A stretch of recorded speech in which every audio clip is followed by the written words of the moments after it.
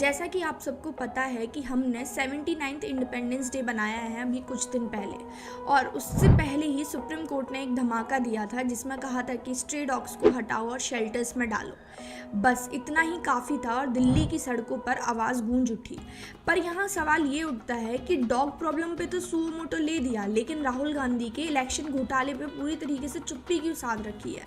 Unemployment जो इतना ज़्यादा हाई है, यूथ जो इतना ज़्यादा फ्रस्ट्रेटेड है, उस पर सुप्रीम कोर्ट कभी क्यों नहीं कुछ बोला। वुमेन सेफ्टी पे रिपोर्ट चिल्ला चिल्ला के वार्निंग दे रही हैं, पर उस पर तो कभी कोई भी सुओ मोटो नहीं लिया गया।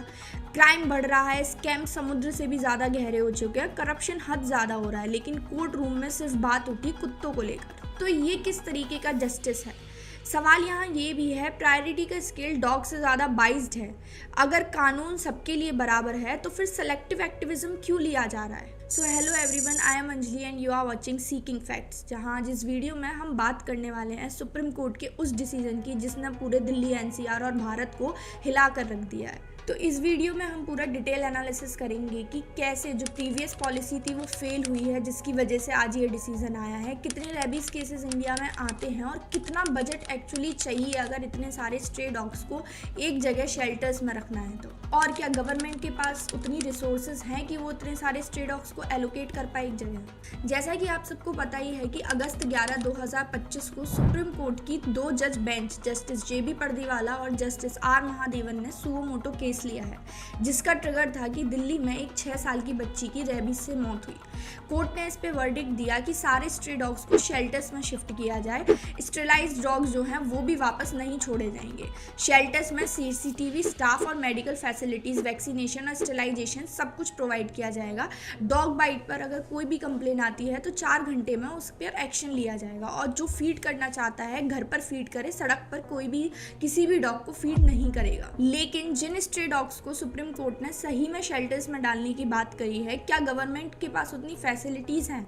अगर हम डेटा के अकॉर्डिंग देखें तो गुड़गांव में ही 50,000 से ज़्यादा स्ट्रे डॉग्स हैं, जिसके लिए शेल्टर कैपेसिटी कम से कम 100 बेड्स की चाहिए।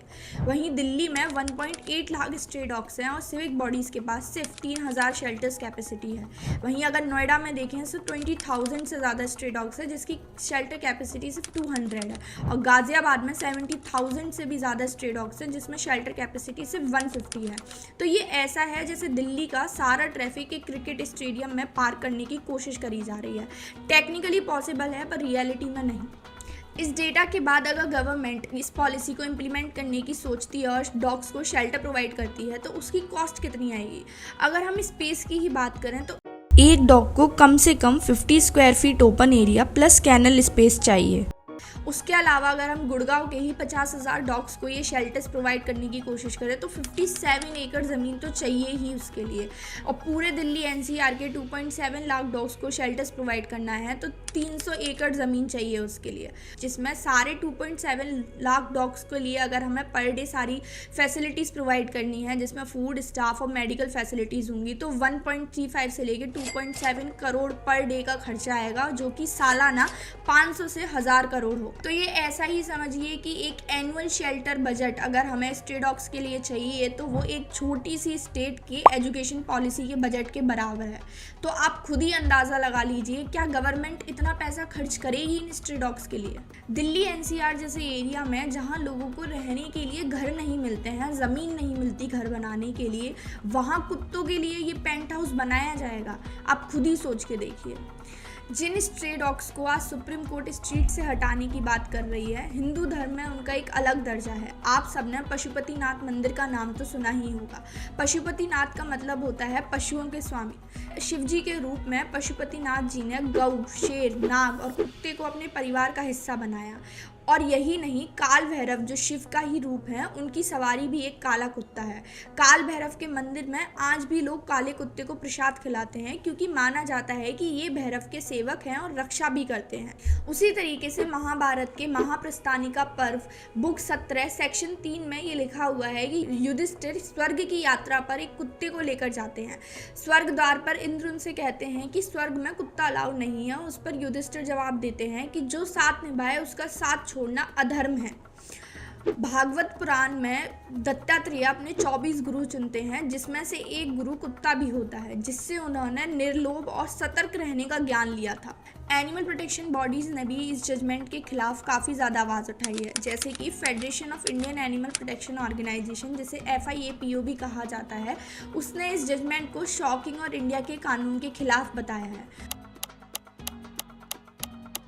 उनका कहना ये है कि एनिमल बर्थ कंट्रोल रूल 2001 के ये जजमेंट खिलाफ है, जिसे ABC रूल भी कहा जाता है, जिसमें ये बोला गया था कि जो स्टेरिलाइज्ड और वैक्सीनेटेड डॉग्स हैं उनको वापस उसी एरिया में रिलीज़ किया जाएगा जहां से उन्हें उठाया गया है। उसी तरीके से नॉर्मा एलिवर्स, जो एक एनिमल राइट एक्टिविस्ट हैं, उन्होंने भी इस जजमेंट के खिलाफ आवाज़ उठाई है और बोला है कि ये जजमेंट बहुत हार्श जजमेंट है, जिसमें दया नहीं दिखाई गई है, और सुप्रीम कोर्ट से गुहार लगाई है, मांग करी है कि वो ABC रूल्स को फॉलो करते हुए जजमेंट पास करे। सोचिए, जिस देश में भैरव बाबा की सवारी काला कुत्ता है, युधिष्ठिर स्वर्ग तक कुत्ते को साथ लेके गए और धर्मशास्त्र में कुत्ते को गुरु तक का दर्जा मिला है, वही देश अपने शहरों में से उन्हीं जानवरों को निकालने का हुक्म सुना रहा है। आप लोगों को पता है हमारे देश की असल दिक्कत कहाँ है? हमारे देश की असल दिक्कत ये है कि हम कभी भी पॉलिसी इम्प्लीमेंटेशन अच्छे से नहीं कर पाते।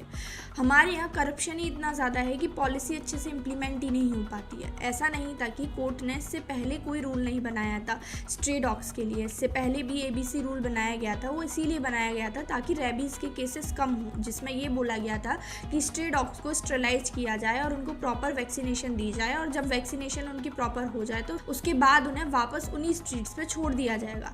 लेकिन ये पॉलिसी कभी अच्छे से इम्प्लीमेंट ही नहीं हो पाई, क्योंकि करप्शन ही इतना ज़्यादा है। ये पॉलिसी कभी भी ग्राउंड लेवल तक पहुंच ही नहीं पाई। दूसरा, अगर हम बात करें रेबीज़ का, तो रेबीज़ कोई ऐसी बीमारी नहीं है जिसका क्योर नहीं है। अगर रेबीज़ का इंजेक्शन टाइम पे लगे तो रेबीज़ जो है लाइफ थ्रेटनिंग नहीं हो सकती है। और तीसरी या सबसे बड़ी चीज़ ये है, क्या डॉग्स का मुद्दा इतना ज़्यादा इम्पोर्टेंट था कि गवर्नमेंट ने उस पर सुओ मोटो लिया? इसके अलावा और मुद्दे देश में ऐसे नहीं हैं जिस पे कोर्ट को ध्यान देना चाहिए या जिनकी हियरिंग थोड़ी जल्दी करनी चाहिए? ये डबल स्टैंडर्ड किस लिए? जिस एनिमल प्रोटेक्शन लॉ को कोर्ट ने खुद बनाया है, उस एनिमल प्रोटेक्शन लॉ का क्या जब ये कुत्तों को शेल्टर में डाला जाएगा? कानून अगर सबका है तो आवाज़ भी सबकी सुननी चाहिए। कुत्ता सड़क पे है या नेता कुर्सी पे, जस्टिस सेलेक्टिव नहीं होना चाहिए। अगर सुप्रीम कोर्ट सिर्फ ट्रेंडिंग टॉपिक्स पर ही एक्टिव होता है तो देश के असल मुद्दों का क्या, वो कब सॉल्व किए जाएंगे? यहाँ लड़ाई कुत्तों के लिए तो है ही, लेकिन कोर्ट के दोगलेपन के लिए भी है। आज़ादी सिर्फ झंडा लहराने से नहीं आती है। आज़ादी तब होती है जब सिस्टम सच के साथ खड़ा हो, और अगर सिस्टम ही अंधा बन जाएगा तो ये डेमोक्रेसी नहीं है, ये सिर्फ ड्रामा बचा है। और आप सबका इस पर क्या स्टैंड है कमेंट सेक्शन में ज़रूर बताएं। And if you find this video interesting then please do like, share and subscribe to our channel Seeking facts.